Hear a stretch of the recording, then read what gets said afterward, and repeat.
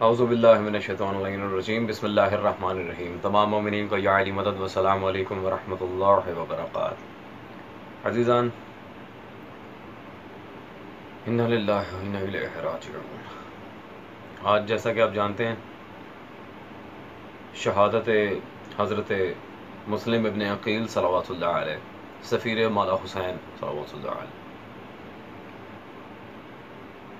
اس شہادت پر سب سے پہلے تو ہم صاحب الزمان صلوات اللہ علیہ کو تعزیت پیش کرتے ہیں، مومنین سے بھی۔ عزیزان، آج کی یہ ویڈیو مجھے بنانی نہیں تھی، لیکن مومنین کی طرف سے بہت زیادہ انسسٹ کیا گیا، کیونکہ بعض اوقات نواسب حد سے زیادہ بڑھ جاتے ہیں اور واقعاً مومنین حق بجانب ہے کہ ان لوگوں کو چھوٹ نہ دی جائے۔ دو بریلوی ناسبی مولوی، ایک مولوی سعید صاحب، دوسرے مولوی راشد، وہ تو ایز یوزول آتے ہیں ہمارے کھانے ماشاءاللہ کھا کے چلے جاتے ہیں۔ ان دونوں مولویوں نے ناسبیت کا اور خیانت کا جو بھرپور مظاہرہ کیا ہے۔ پہلے ہم مولوی سعید صاحب کی بات کی طرف چلتے ہیں، وہ اس معاملے میں کیا بکواسات کر رہے ہیں، پہلے ان کا جواب، اس کے بعد مولوی راشد کی طرف آئیں گے اور اس متعصب مولوی کو پھر آپ کے سامنے جھوٹا ثابت کریں گے انشاءاللہ۔ ہمیں روز عربی میں گالیاں سننی پڑتی ہیں۔ شیعہ لوگ 3 مرتبہ اذان دیتے ہیں، 3 مرتبہ 2 نمازیں جمع کر لیتے ہیں نا، ظہرین، ظہر عصر اور مغربین، مغرب عشاء، اذان 3 بار دیتے ہیں، کسی کا 5 مرتبہ بھی دیتے ہوں گے۔ اور اس میں عربی میں ایک گالی دی جاتی ہے صحابہ کرام کو، اشہد ان امیر المؤمنین و امام المتقین و قاتل المشرکین و غیظ المنافقین علی ولی اللہ وصی رسول اللہ و خلیفتہ بلا فصل۔ یہ جو لفظ ہے نا خلیفتہ بلا فصل، یہ عربی زبان میں حضرت ابو بکر کو گالی ہے، حضرت عمر کو گالی ہے، حضرت عثمان کو گالی ہے۔ تم نے اگر اپنی اذان دینی ہے تو اپنی امام بارگاہوں میں اذان دو، لیکن یہ لفظ کہتے وقت سپیکر بند کیا کرو۔ اچھا جی، شیعہ ہر روز 3 مرتبہ اذان دیتے ہیں، اس میں حضرت ابو بکر کو گالی دی جاتی ہے، خلیفہ بلا فصل مولا علی کو ماننا یہ حضرت ابو بکر کے لیے گالی ہے۔ یہ بھائی اس میں کون سا مولوی صاحب، اس میں کون سا گالی کا ایلیمنٹ لگ رہا ہے آپ کو؟ آپ جانتے ہیں کہ ہم حضرت ابو بکر، حضرت عمر، حضرت عثمان کی خلافت کو نہیں مانتے، لیکن آپ لوگوں کو ہم نے کبھی انسسٹ بھی نہیں کیا کہ انہیں برا کہو یہ وہ، ہم کسی کے عقائد کو چھیڑتے نہیں ہیں، لیکن ہم انہیں خلیفہ نہیں مانتے، تو پھر اس میں گالی دینے والی کون سی بات ہے؟ مولا علی کی خلافت حقہ کو تسلیم کرنا کیا معاذ اللہ گالی دینا؟ وہ خدا کا خوف کریں، بات کرنے سے پہلے سوچ لیا کریں کہ آپ کیا بات کر رہے ہیں اور کس کے بارے میں کر رہے ہیں۔ اور اذانیں جب ہوتی ہیں جی تو خلیفۃ بلا فصل کہنے سے پہلے وہ سپیکر بند کر لیا کرو۔ کیوں؟ ہم آپ کے والد محترم کے پیسوں سے سپیکر لے کے آتے ہیں اپنی مساجد میں یا اپنے امام بارگاہوں میں؟ ہم نے آپ سے کبھی کہا ہے کہ جب اونچی اونچی آپ لوگ کلام پڑھ رہے ہوتے ہیں اسے بند کریں؟ نہیں، ہم کسی کو نہ چھیڑتے ہیں، لیکن اگر کوئی ہمیں چھیڑے تو ہم اسے چھوڑتے نہیں ہیں۔ چلے خیر، ادھر ادھر کی باتیں کرنا مجھے پسند نہیں ہے، ہم دلائل دینے کے عادی ہیں۔ اب یہ دیکھتے ہیں کہ مولا علی کو خلیفہ بلا فصل کیا صرف ہم کہتے ہیں؟ ابھی بتاتا ہوں۔ یہ جی میرے ہاتھ میں آپ کے مفسر قرآن حضرت علامہ سائم چشتی صاحب کی کتاب ہے، مطبوعہ فیصل آباد، مشکل کشا، مولا علی کی سیرت پر انہوں نے کتاب لکھی تھی۔ اس کی جلد نمبر 1 اور صفحہ نمبر 16 پر جہاں مولا علی کے لحاظ سے چیپٹرز انہوں نے کمپائل کیے ہیں اور فہرست دی ہے، وہاں پہ کیا لکھ رہے ہیں جی؟ علی خلیفہ بلا فصل ہیں، علی خلیفہ بلا فصل ہیں۔ جی مولوی صاحب، جی آپ کے اپنے گھر کے مولوی ابا بقول آپ کے حضرت ابو بکر کو گالیاں دے رہے ہیں جی۔ تو جیسا کہ میں نے پہلے عرض کیا تھا، اعتراض کرنے سے پہلے انسان کو سوچ لینا چاہیے کہ آیا ایسی بات ہمارے گھر میں تو نہیں موجود۔ رہ گئی اذان کی بات، ہم نے کبھی آپ سے کہا ہے کہ یہ ننو شنو بند کروائیں؟ جو الصلاۃ خیر من النوم آپ لوگوں نے بدعت ایک رائج کی ہوئی ہے، کبھی ہم نے یہ کہا ہے اسے بند کرواؤ؟ آپ اپنی مساجد میں دے رہے ہیں، ٹھیک ہے لگے رہے، ہمیں کوئی فرق نہیں پڑتا، لیکن امیر المومنین کے لحاظ سے اس طرح کی فالتو بکواسات اگر آپ کریں گے پھر تو ہم الحمدللہ آپ کا محاسبہ بھی کریں گے اور آپ کی کتابوں سے آپ کی پول بھی کھولیں گے۔ ویٹ اے سیکنڈ، میں ایک چیز دکھاتا ہوں۔ چلیں یہ سائم چشتی کو چھوڑیں ہیں، اب تو میں اس کی کتاب دکھا رہا ہوں جس کا انکار شاید ہی کوئی بریلوی کر سکے۔ یہ میرے ہاتھ میں جی شرح مشکات موجود ہے، آپ کے مفتی احمد یار خان نعیمی صاحب کی، میرۃ المناجی شرح مشکات المصابی، اور اس میں یہ میرۃ المناجی جو انہوں نے شرح لکھی ہے مفتی احمد یار خان نعیمی، بریلویوں کے اکابرین میں سے ایک ہیں، آپ مجھ سے بہتر جانتے ہیں، یہ شاید نہیں جانتے۔ اس میں پہلی جلد ہے جی اس کی، اور صفحہ نمبر 379 379 پر حدیث نمبر 593 اذان کے لحاظ سے جو فصل یہاں پر آئی ہے، حضرت ابو مخزورہ روایت کر رہے ہیں، اور روایت بھی صحیح سند ہے، اگر کہیں گے تو اس کی سند کو انشاءاللہ آنے والے لیکچر میں صحیح ثابت کر دیں گے۔ کیا فرماتے ہیں جی؟ روایت ہے کہ حضرت ابو مخزورہ سے کہ ان کو نبی کریم صلی اللہ علیہ وسلم نے اذان کے 19 کلمے سکھائے اور تکبیر 17 کلمے، جیسا کہ عربی عبارت میں بھی اس کے موجود ہے 19 کلمات، 19 کلمے، اور صرف یہ سیپریٹ کوئی حدیث نہیں، اس کے نیچے اس کے حوالہ جات بھی صاحب مشکات نے دیے، اور رواه احمد و ترمذی و ابو داؤد و نسائی و دارمی و ابن ماجہ، اتنے طرق اس کے بیان کیے ہیں۔ لیکن عزیزان اس کے نیچے حاشیے میں شرح جو مفتی احمد یار خان نعیمی نے کی ہے وہ ذرا چیک کریں۔ حنفیوں کے نزدیک اذان کے 15 کلمے ہیں، رسول اللہ 19 کلمے سکھا رہے ہیں، اور ان کے نزدیک اذان کے کتنے کلمے ہیں جی؟ 15۔ استغفر اللہ۔ جی مولوی سعید صاحب یہ کیا لکھا؟ کیا یہ خود اوپر لکھ رہے ہیں روایت کو، اس کے مدارک بیان کر رہے ہیں کہ 19 کلمے ہیں اذان کے، اور نیچے لکھ رہے ہیں جی حنفیوں کے نزدیک 15 ہیں۔ میں بتاتا ہوں 15 کیوں ہیں، کیونکہ 2 دفعہ حی علی خیر الامر، 2 دفعہ اشہد ان لا الہ الا اللہ نکال لو تو 15 بنتے ہیں، ورنہ پوری شیعہ اذان ہے یہ۔ تو ہمیں یہ اذان نبی سے ملی ہے، کسی آڑے ٹیڑے بندے سے نہیں، ٹھیک ہے جی۔ دوبارہ امیر المومنین کے لحاظ سے اس طرح کی بات کرنے سے پہلے نا ذرا اپنی کتابوں کو کھنگال لیجئے گا، اور موسٹ امپورٹنٹلی یہ جو بار بار کہہ رہے تھے قاتل المشرکین، اس سے آپ کو آگ لگتی ہے۔ اب آپ ہیں ہی مشرکین مکہ کی طرف، تو ہم کیا کر سکتے ہیں؟ کیا بدر میں مولا علی نہیں لڑے؟ احد میں نہیں لڑے؟ خندق میں؟ تمام جنگوں میں ہر جنگ کا صحرا امیر المومنین کے نام پہ، تو آپ کو کیوں آگ لگ رہی ہے اگر مولا علی نے ان مشرکین کو مارا ہے؟ کوئی رشتہ تو نہیں ہے ان کے ساتھ؟ وہ بھی مجھے کیا فرق پڑتا ہے عزیزان، ان کو تو خیر پیچھے ہی کریں گے، اس قابل ہی نہیں ہے کہ ان سے بات کی جائے۔ ہم چلتے ہیں مولوی راشد کی طرف، ویسے تو قابل وہ بھی نہیں ہیں، جتنے خیانت کرتے ہیں وہ سارے معاملات میں۔ اب مفتی راشد صاحب کی طرف چلتے ہیں اور یہ دیکھتے ہیں کہ وہ حضرت یہ ریسنٹلی پنجاب اسمبلی میں جو بل پاس ہوا ہے اس کے لحاظ سے کیا کہہ رہے ہیں، جو ہمارا آج کا بیسک موضوع ہے۔ پنجاب اسمبلی میں 11 نکات پر مشتمل تحفظ بنیاد اسلام ایکٹ 2020 بل پیش کیا گیا، جو 11 نکات پر مشتمل تھا، اور اس میں سے نقطہ نمبر 7، 8، 9، 10، 11 یہ 5 نکات روافض زمانہ کے لیے ایک بہت بڑی مصیبت ثابت ہوئے، اور ان کے اوپر ایک مصیبت کا بہت بڑا پہاڑ ٹوٹ پڑا، جن لوگوں نے سالہ سال سے تقیہ کی چادر اوڑھ کر لوگوں کے سامنے یہ ثابت کرتے تھے کہ ہم نبی کریم علیہ الصلوۃ والسلام کے صحابہ کرام کو مانتے ہیں، ہم ازواج مطہرات کو مانتے ہیں، اور ہم لوگ ان کو عوام کو سمجھاتے تھے ان کی کتابیں دکھا دکھا کر کہ ان کی کتابوں میں نبی صلی اللہ علیہ وآلہ وسلم کے صحابہ کرام رضی اللہ تعالیٰ عنہ کے خلاف بہت بڑا زہر بھرا گیا ہے، ازواج مطہرات کے خلاف۔ مولوی صاحب بات اور دلیل ہمیشہ دعویٰ کے مطابق ہونی چاہیے۔ ہم نے خدا کے بندے، مجھے ایک بات بتائیں، امہات المومنین کو نہیں مانتے، یہ وہ معاذ اللہ ثم معاذ اللہ، خدا لعنت کرے جھوٹوں پہ، ہم نے کب کہا ہم نہیں مانتے؟ میری مثال لے لیں، میں ایک سید زادہ ہوں، میں کیا بی بی خدیجہ صلوات اللہ علیہ کا انکار کر دوں، بی بی ام سلمہ کا انکار کر دوں، اپنے جد کی ازواج کا ہی انکار کر دوں؟ میرا دماغ پھرا ہوا ہے۔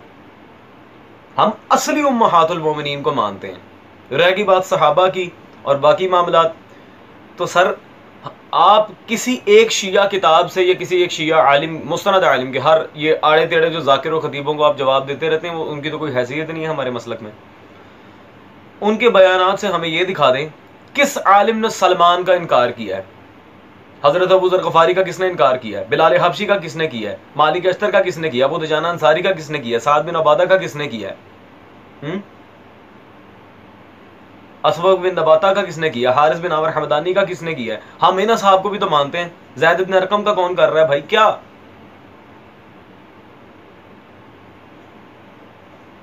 کمال ہے بھائی! او بھائی بات کرو اصلی اصحاب کے لحاظ سے.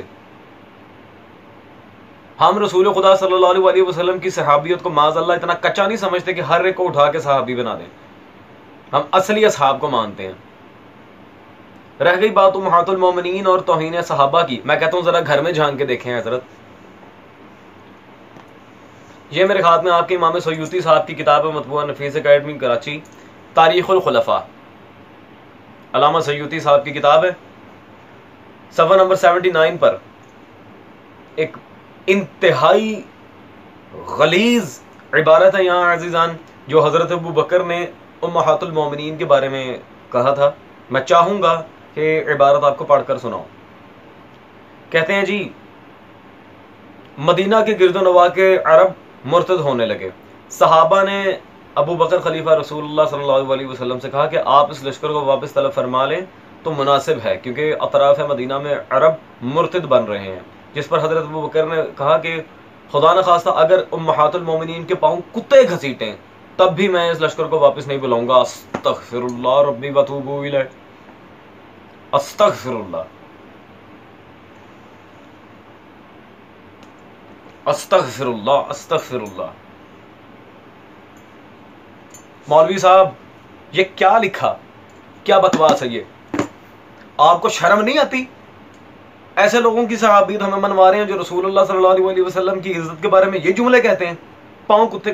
اعوذ باللہ تعالی. ہم تو سوچ بھی نہیں سکتے، ہم تو سوچ بھی نہیں سکتے مولوی صاحب اس قدر گھٹیا انتخاب الفاظ کا امہات المومنین کے بارے میں. نعوذ باللہ من ذالک. خیر اب آگے سے یہ ڈرامہ کریں گے. وہ جو مثال دے رہے تھے جی یہ وہ ہے، تو مثال دینے کے لیے کچھ اور نہیں ملا. اپنے گھر میں جھانک کے دیکھیں کس قدر گستاخ چھپے بیٹھے ہیں. اور اس ویڈیو میں عزیزان میں ایک چیز کی اور وضاحت کر دوں. ان کے باقی جو معاملات تھے میں نے ان کا جواب دینا ضروری نہیں سمجھا، کیونکہ ان کے سارے وہی ریپیٹڈ دلائل تھے جن کا بارہا میں جواب دے چکا ہوں. جیسے کہ رسول خدا صلی اللہ علیہ وسلم کی بیٹیوں کے بارے میں انہوں نے ایک بات کی تھی، اس کا ہم نے جواب دے دیا. اہل سنت اور شیعہ دونوں کتب سے ہمیں کوئی جواب نہیں آیا.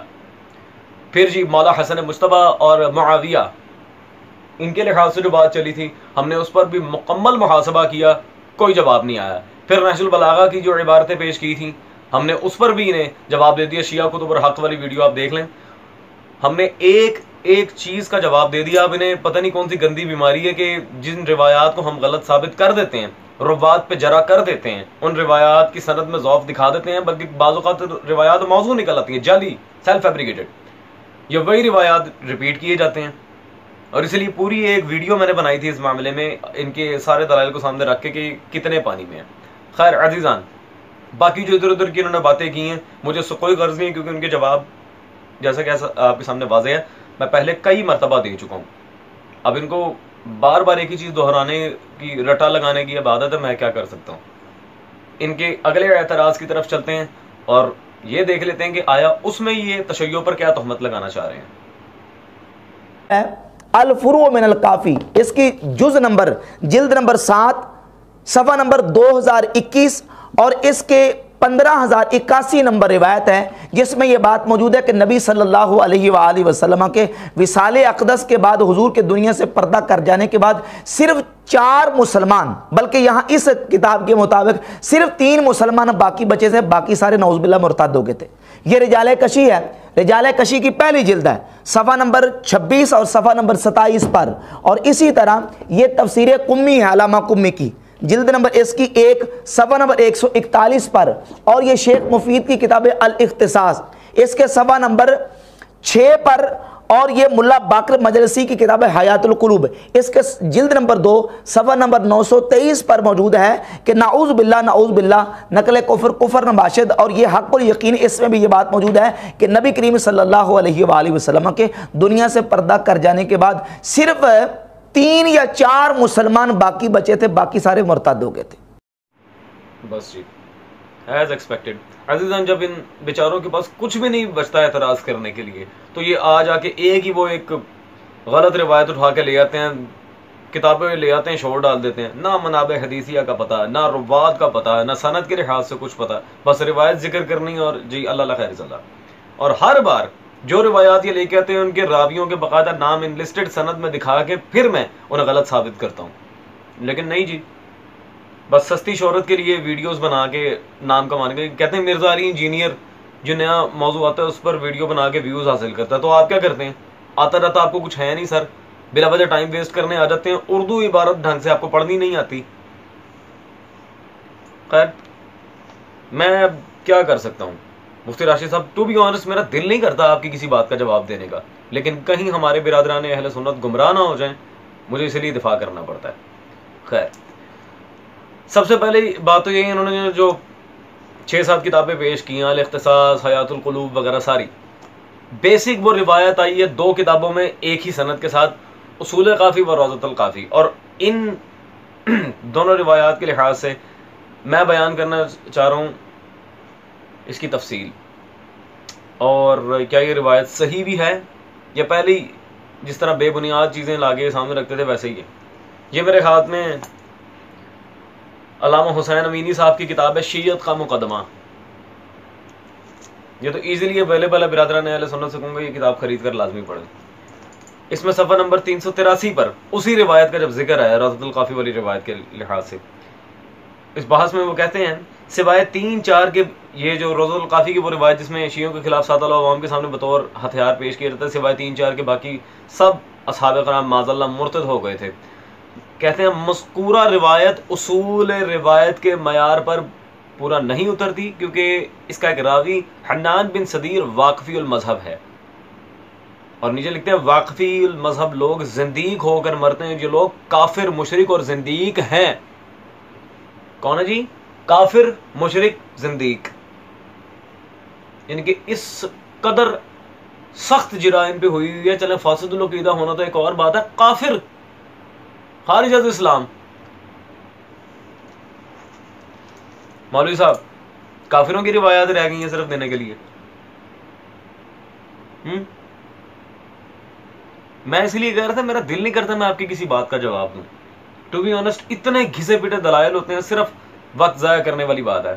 لیکن میں اب صحیح السند روایت پیش کرنا چاہ رہا ہوں آپ کی کتاب سے، اور میں پھر وہی کہوں گا جو میں نے مولوی اسد کو کہا تھا، ذرا گریبان میں جھانک کے دیکھیں آپ کے ہاں کتب میں کیا موجود ہے۔